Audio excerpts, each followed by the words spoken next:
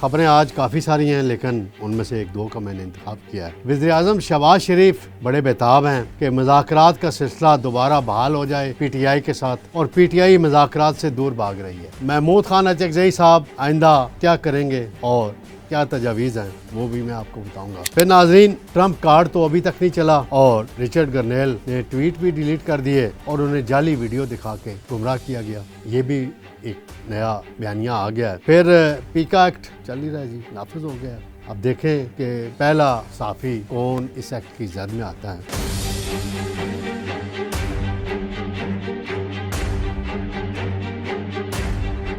سب سے پہلے میں آتا ہوں ناظرین، وزیراعظم شہباز شریف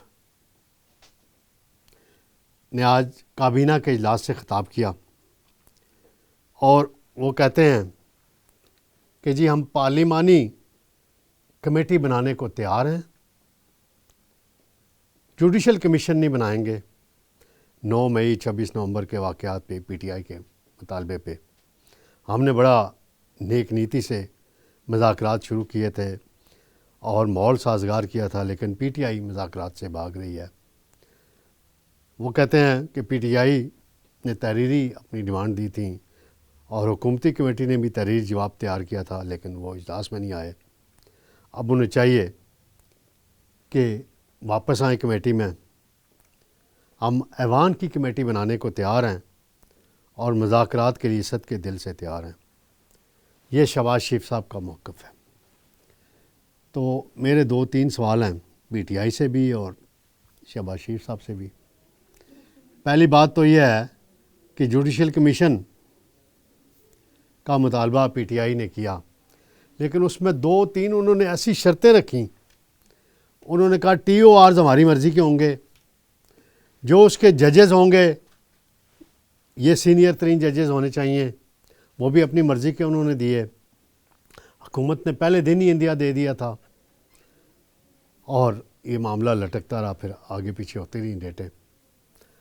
پھر بہانہ یہ بنایا پی ٹی آئی نے 2-3 اور جواز بھی۔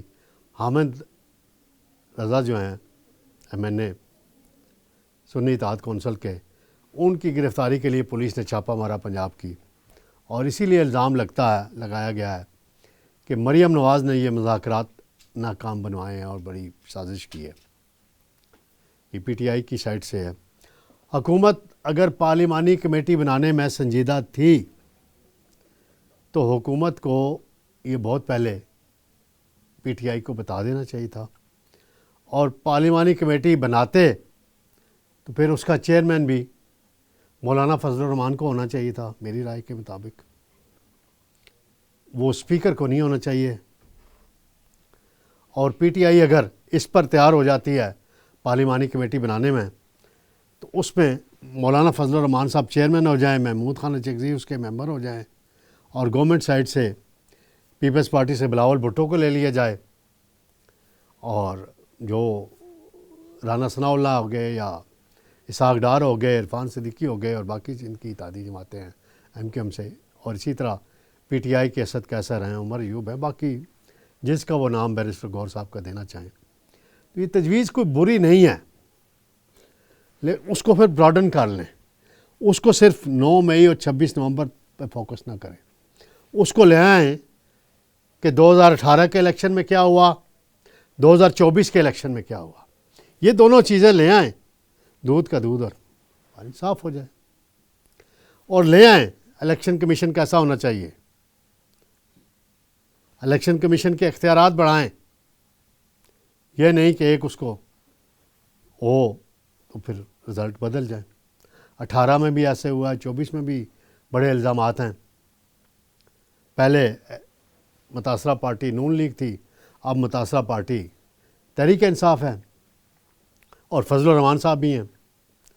تو مولانا صاحب کو اس کمیٹی میں اگر کا ہیڈ بنا دیا جائے تو بہت اچھا ہوگا۔ وزیراعظم صاحب کا مولانا صاحب سے رابطہ بھی رہتا ہے، 26ویں ترمیم کی منظوری میں مولانا صاحب کا بڑا اہم کردار بھی رہا ہے، تو اس پہ اگر یہ غور کر لیں تو بڑا اچھا رہ جائے گا۔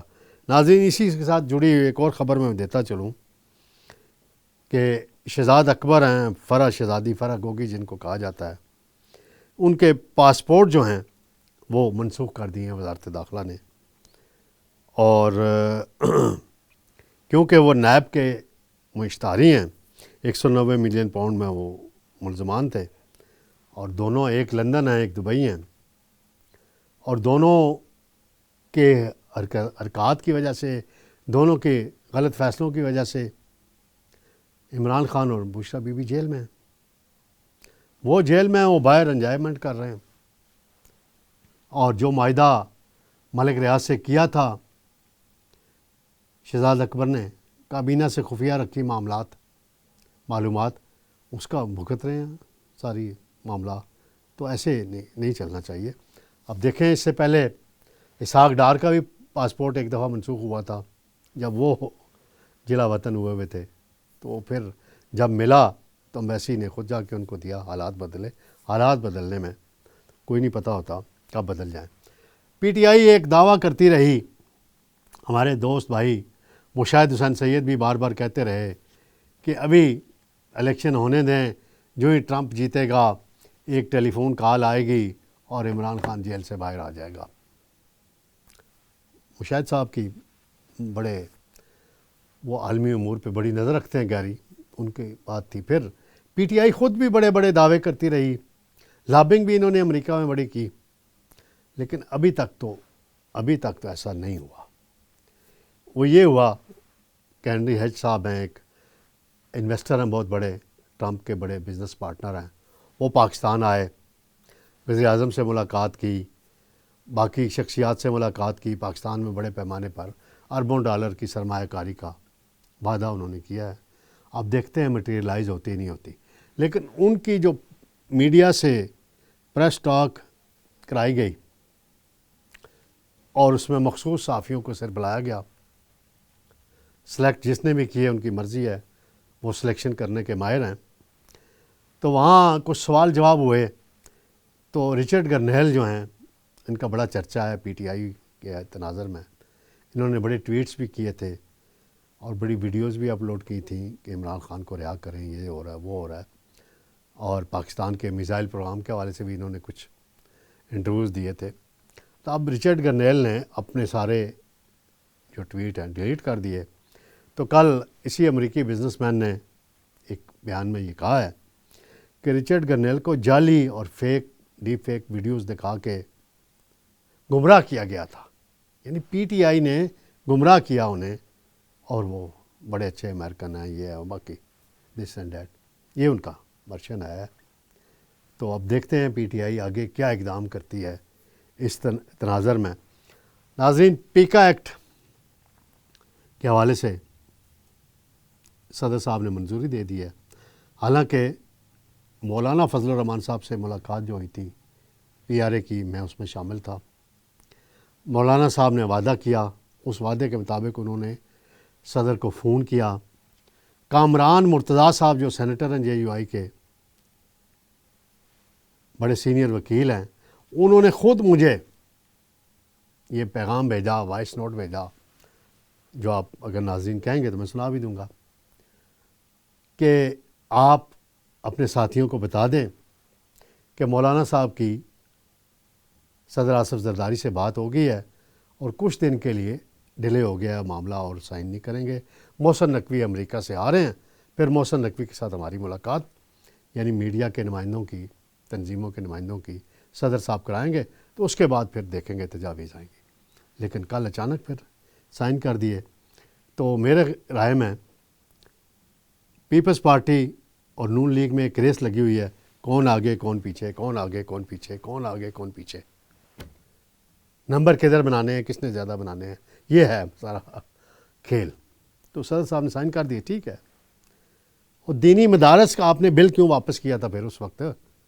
پھر جب مولانا نے آپ کو للکارا تھا اور جب انہوں نے کہا تھا میں اسلام آباد جلوس لے کر آ رہا ہوں، پھر وزیر اعظم بھی منتیں کرنے پہ آئے، لا منسٹر اعظم نذیر تارڑ بھی منتیں کرنے پہ آئے، سب نے منتیں کی، اور پھر بعد میں سائن کیے صدر صاحب آپ نے، وہ قانون نافذ کیا گیا، اسپیکر صاحب کو بھی بیچ میں ڈالا گیا۔